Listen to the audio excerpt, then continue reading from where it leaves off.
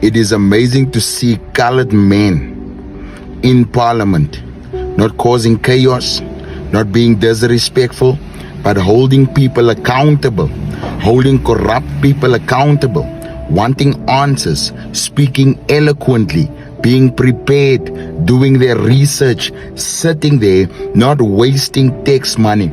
This is colored excellence. This is brilliance. We are extremely proud of Ashley Souls. We are extremely proud of Liam Jacobs.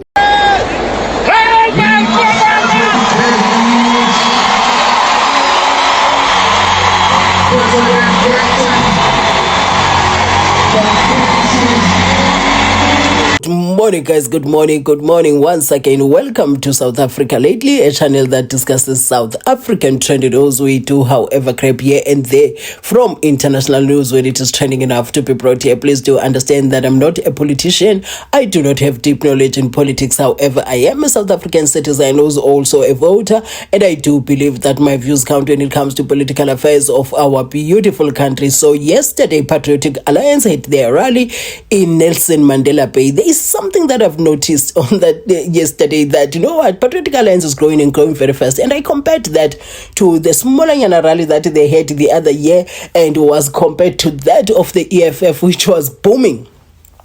But what I'm going to do with this video clip, I'm going to share my views on why I think Patriotic Alliance is growing, and you are allowed to differ or agree with me in the comment section. And number two, I'm going to share with you what Gayton Mackenzie said there. And lastly, I'm going to share just the vibes of the day so that you watch and be satisfied. That's if you're going to reach that level. But I would just want to share my views. I believe that Patriotic Alliance is growing because they go straight to the crux of the matter. You know, the things that worry South Africans, the things that concern us, because over the years it sounded like the voice of South Africans is being silenced somehow. That is the honest view that I have. Honestly, that's how we feel, because it seemed like nobody is listening to us until recently, when Sihlelozi came after the appointment of Kwete Mantashe's son, and that thing was rolled back like roll, reverse, and gay. So now, the things that Patriotic Alliance speak about, they, you know, this is really what worries South Africans, and we are uncomfortable to talk about those, because the thing is, that topic is very uncomfortable. It needs somebody who has guts to talk about it and address it accordingly without using any element of other things that we can be accused of, right? And also, I would like to say kudos to the MPs of Patriotic Alliance. I'm talking about Jacobs and Souls. So those two guys, the one that came to my mind first was Ashley Souls, and then Liam, if I'm not mistaken, Liam Jacobs. So those two people are really representing Patriotic Alliance in that parliament. But why am I focusing on them when there's Sihlelozi as well? You know, we've seen what Sihlelozi did recently, and some people are saying, you know, Sihlelozi was just out of order, because that's something that was going to be addressed. It was agreed that it was something that was going to be handled the following week, and Sihlelozi jumped. But at the end of the day, that is their battle as political parties. EFF had the opportunity to shine. Why not use it? And they successfully used it. But there is some way where they take two different directions, these two political parties, and which makes Patriotic Alliance more favorable to South Africans. Do you understand what I'm saying? Fine. Then I want to know, you paid 119,217 Rand for a social media influencer. Why and who was it? And what was the results of it? That was part of the 2023 Netball World Cup, and nope, it was 2024. It ended in that financial year.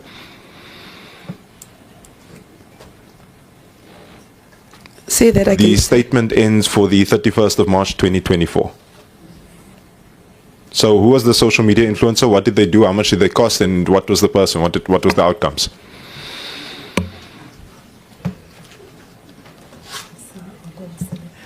That's when the CFO is absent, Honorable Jacobs. But we need a response, Chairperson. We need a response. There's people here that ought to account to us now, and I want the accounting now. That's when a CFO is absent. This is what happening. Then you sit here with silence. And I think that the nation deserves to hear the silence also, because I can feel in the room there's a tension that you can't cut with a butter knife, you can't cut with a meat cleaver. Leave the tension and give us the answers. That is what we want. So please tell me, who was the person, what was it used for? There's got to be someone here that knows that. I don't have the details, Honorable Jacobs. You don't got the answers. You don't have the answers. The details. You don't have those answers. I don't have the details. So you don't know where the money went? I'm saying the details of the particular influencer. The details of the particular influencer? Yes, Honorable And you don't have the results of your spending on that particular influencer? We do have the social media report of the spending, Honorable Jacobs. We've put anything differently to what you've seen it to be over the last couple of days, particularly with this report, that indeed it feels or seems as though the professor and the university as a whole is preferring then to put forward foreign nationals, and that is over and above qualified South Africans for these top jobs. Is that correct? Good morning, Arbila, and to your viewers, good morning. That is 100% correct. It goes even further to show that particular intention, apart from the percentages that is obviously public now, in comparison to the preference of foreign nationals over South Africans. I made a specific example of Dr. Mpekwa, who is a brilliant black female South African who qualifies for the position of dean. She has gone through the interview process. She was shortlisted. Then the initial interview was closed, and then it was reopened the second time. This time, including the foreign national. In the first phase or the first interview process, the foreign national was not included.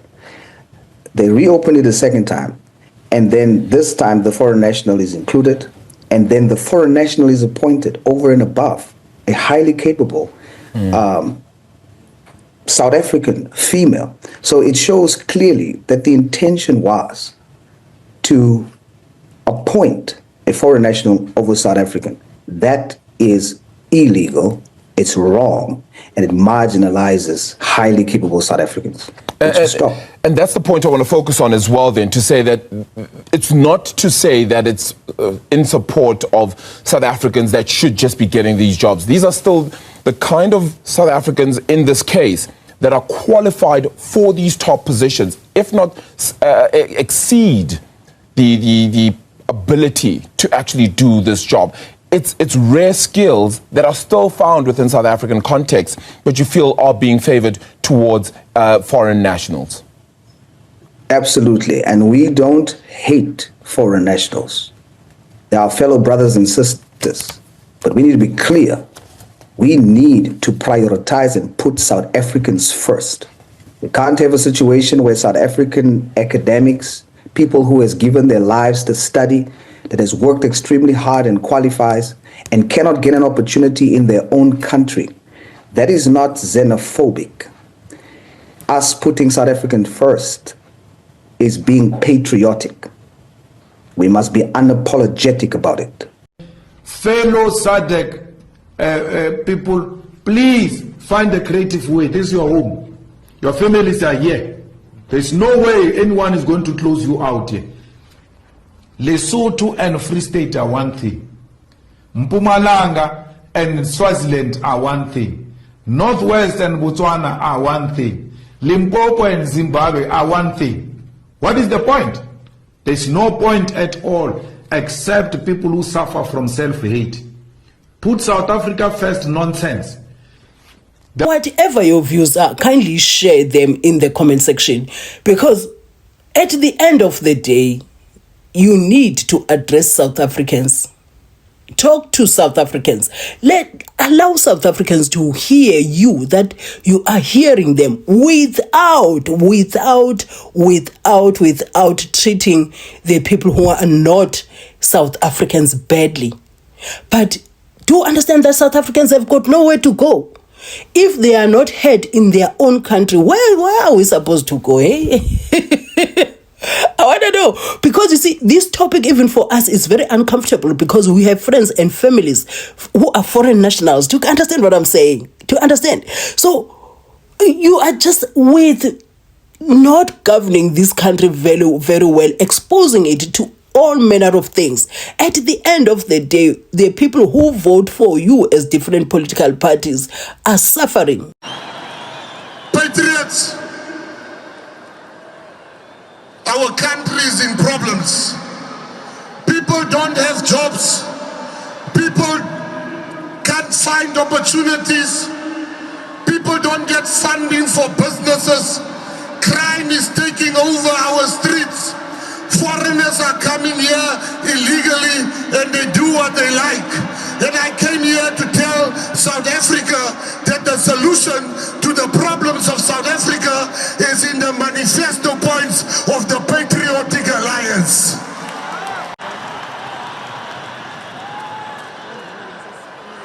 I came to tell patriots, never underestimate small beginnings. Crime is a problem in our country. People are killing old people. They are killing children. They are robbing and doing violent crime. I came here today to tell the government of national unity, look no further. The solution is by the Patriotic Alliance. Let us bring back that penalty. If you will you? If you do, we must you. Patriots, South Africa was asking me, why are you going to the Eastern Cape? That's not your stronghold. Why don't you go to the Northern Cape? Why don't PA go to the Western Cape, where it's our stronghold? And I told them, the ANC has been winning the Eastern Cape with no competition. Today is a declaration of war. Was it MANDELA? Was Kwame? Telekom, Eskom, Goedeskom, balance. We have been accused 3 weeks ago. We've been accused of sending some of our patriots to Israel, and they said we did it undercover. Ombiza and Lerato Matupa has been posting. They went to Palestine, they went to Israel. Our children are dying. The children in Palestine are dying. The children in Israel are dying. When a child dies, there's no right and wrong. That requires peace. It requires action. The Patriotic Alliance has never been against the Palestinians. Our enemies are saying we are against the Palestinians. Radika Takhudin, Cheslin Steenberg are wearing Palestinian scarves in parliament, being deployed by the PA. The PA can never be against Palestinians. We are against Hamas that built head offices and the hospitals. The Patriotic Alliance has never stood with terrorists. We will never stand with terrorists. People say to me, since you are in the GNU, you are very soft on President Ramaphosa. Since you are in the GNU, you no longer fight with President Ramaphosa. I came here today to tell you, President Ramaphosa called me one day and he said, Minister Mackenzie, do you want to be a minister? I would like you to be a minister in my cabinet. I would like to choose you to be in my cabinet. Do you accept? Do you accept? Do you accept? I said, yes, President, I accept. I had a choice.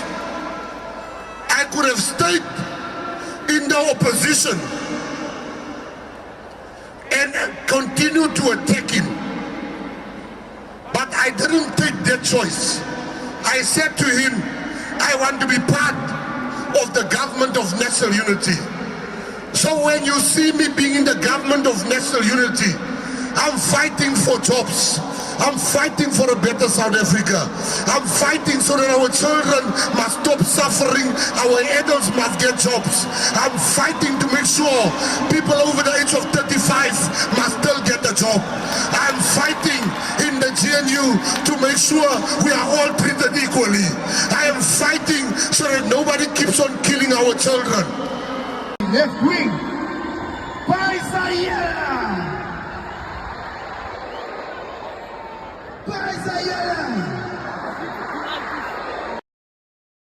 Come on, Patriots, don't get tired. Shut it. Our president and our deputy president.